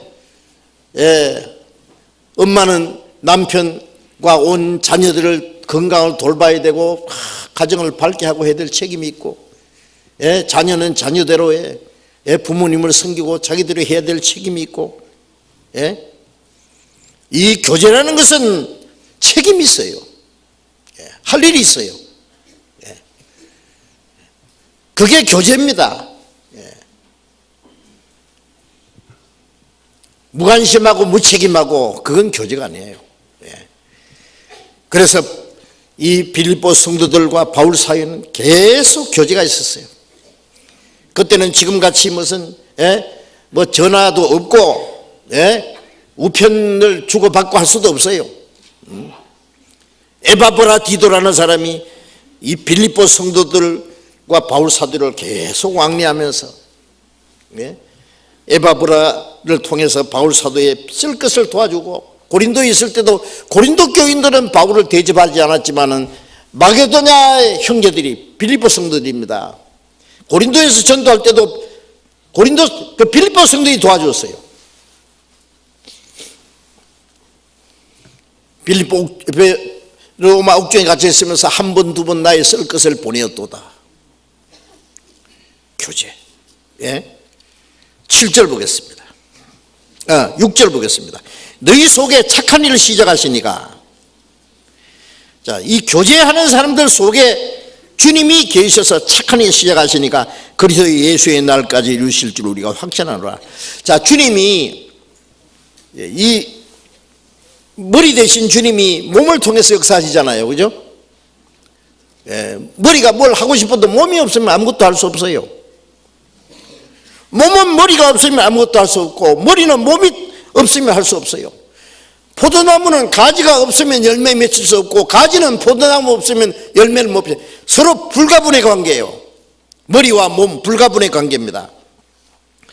머리 대신 주님 속에 누가 계시느냐? 너희 속에 착한 일이 시작하시니까. 이 착한 일이 뭐예요? 예? 우리가 불쌍한 사람, 가난한 사람, 어려운 사람 도와주는 거 착한 일이지만 가장 착한 일은, 예? 지옥 갈 영혼을 이렇게 복음을 전해서 구원받게 주는 게 가장 착한 일이에요.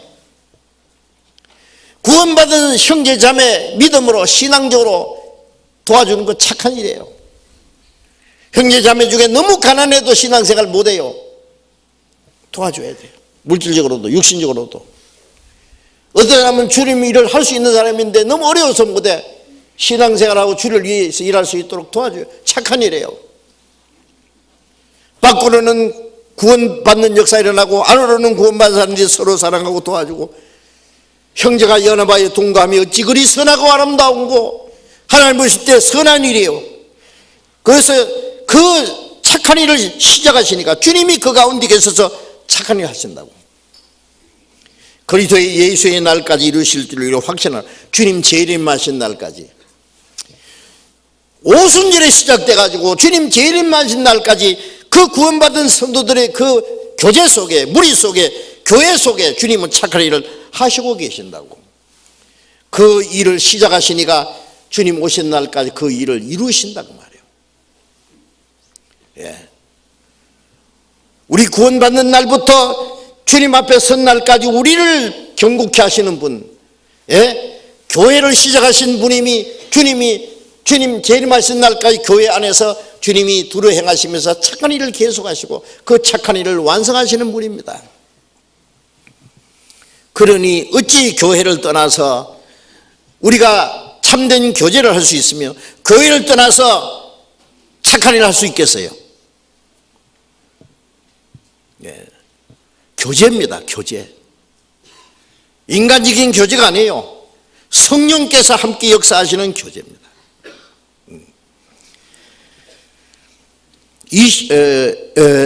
7절 봅니다. 7절 빌립보서 1장 7절. 내가 너희 무리를 위하여 이와 같이 생각하는 것이 마땅하니 이는 너희가 내 마음이 있으며 나의 매임과 복음의 변명함과 확증함에 너희가 다 나와 함께 은혜에 참여한 자가 됨이라.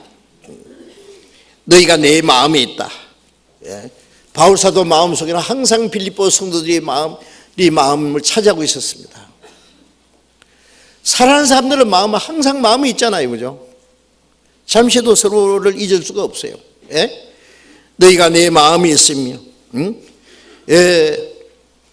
너희 무리를 위하여 이와 같이 생각하는 것 마땅하니 너희가 내 마음이 있으면 나의 매임과 복음을 변명한가. 바울사도는 복음으로 해서 죄인과 같이 매이는 데까지 고난을 받았어요. 복음을 변명함과 복음을 전하는 걸 말합니다. 확정함에 너희가 다 나와 함께 은혜에 참여한 자가 되었습니다. 이 복음의 역사에 참여한 자가 되었다. 참여라는 말과 교제라는 말이 같은 말입니다. 예? 교제라는 말.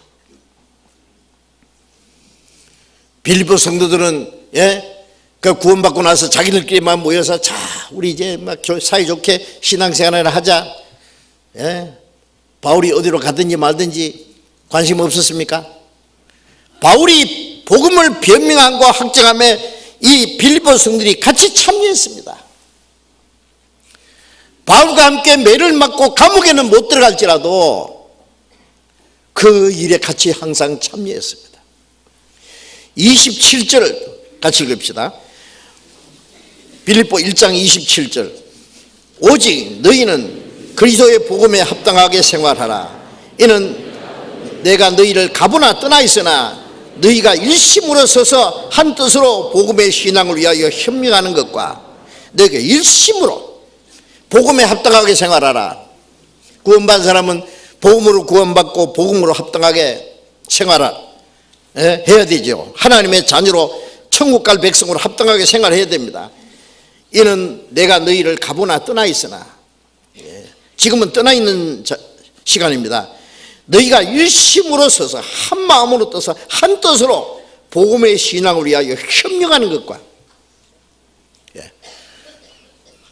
일심으로 서서 한 마음으로 한 뜻으로 복음의 신앙을 위하여 복음을 전하는 그 일에 함께 협력했다. 협력. 이게 교제입니다. 이 화합자를 보면은요, 글자가 탑니다. 한문자가 특별해요. 십자가 옆에다가 힘력자 3개. 십자가 옆에서 두세 사람이 내 이름을 모입니다. 최소한이죠. 나도 그들 중에 있나이다. 자, 십자가에서 우리의 마음과 힘을 모아 복음 전하는 일에 같이 협력해야 돼. 빌립보서 4장 14절.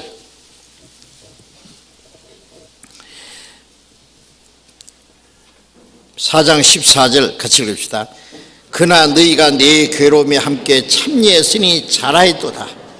너희가 빌립보 성도들에게 너희가 내 괴로움에 함께 참여했으니 잘했도다. 내 괴로움에 복음을 전하는데 바울이 얼마나 많은 고난과 괴로움을 받았어요. 그런 내 괴로움에 함께 참여했으니 잘했도다. 그 참여란 말 옆에 성경에 보면 이라고 써놨죠. 밑에 뭐라고 했어요? 교제라고 그렇게 번역할 수 있다고 말해요. 너희가 내 괴로움에 함께 교제하였으니 잘했도다. 복음을 위한 고난에 괴로움에 함께 참여하는 것이 교제입니다. 아시겠죠? 자, 우리 신앙생활에 이게 기본입니다. 교제라는 거예요. 이 교제를 떠날 수는 없어요. 이 교제하는 생활, 하나님 아버지와 그 아들 예수 그리스도와 구원받은 성도가 더불어 하는 교제, 주님 오시는 날까지 그 교제가 계속돼야 돼요. 교제 속에서 주님이 착한 일을 하세요. 우리 가운데 이 교제만 이루어 있으면 그 가운데 주님이 착한 일을 계속 하시고 그 일을 이루셔요. 그 일을 이루시는 분은 주님입니다. 자, 이제 이런 문제를 구체적으로 우리가 배우고, 나도 그 교제 안에 있다는 것, 나도 주님의 몸된 교회 지체의 일부분이다 는 걸 아셔야 됩니다. 자동차는 약 2만 개의 부속이 조립돼서 이 자동차가 만들어진다 그래요. 자, 우리의 몸은 약 200조, 한 100조 개의 그 세포가 뭉쳐서 한 몸을 이루고 있답니다. 예수님은 머리고, 우리는 주님의 몸입니다. 우리는 주님 안에서 하나가 돼서 머리 대신 주님의 뜻을 이루어가는 주님의 몸입니다. 주님은 우리 안에 계시고 우리를 통해서 거룩한 역사를 이루어 가십니다. 그 교제 안에 머물러 있어야 됩니다.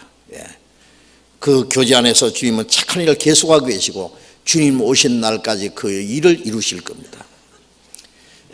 다음 시간에 계속 또 말씀드리겠습니다. 기도하겠습니다. 자비로우신 우리 아버지 하나님, 우리를 세상의 모든 죄와 악한 가운데서 거룩하게 구별해 주시고 주님의 몸된 교회 안에서 주님의 보호와 다스림과 역사하심 속에서 살아갈 수 있도록 인도해 주심을 감사드립니다. 우리 가운데 행하시는 주님의 능력을 좇아서 우리 안에서 이루어 가시는 주님의 선한 일을 이룰 수 있도록 이 거룩한 무리 안에서 주님과 함께하는 거룩한 교제 안에서 우리의 남은 생에 살아갈 수 있도록 주님 오시는 그날까지 주님, 우리도 거룩한 그 무리 안에서 하나님의 거룩한 역사를 이루는 일에 함께 참여할 수 있도록 주님, 우리 모두를 주님 뜻대로 귀하게 사용해 주시옵소서. 이 거룩한 무리에게서 떠나는 사람이 한 사람도 없도록 주님 역사해 주시옵소서. 아직 구원받지 못한 우리의 가족들, 우리의 친척들, 이웃들, 그들에게도 우리에게 주신 주님의 은혜와 사랑과 영원한 생명과 소망, 진리의 말씀을 전해서 이 영원한 생명과 이 영광스러운 소망에 함께 참여할 수 있도록 주님 인도해 주시옵소서. 주 예수님 이름으로 기도드렸습니다.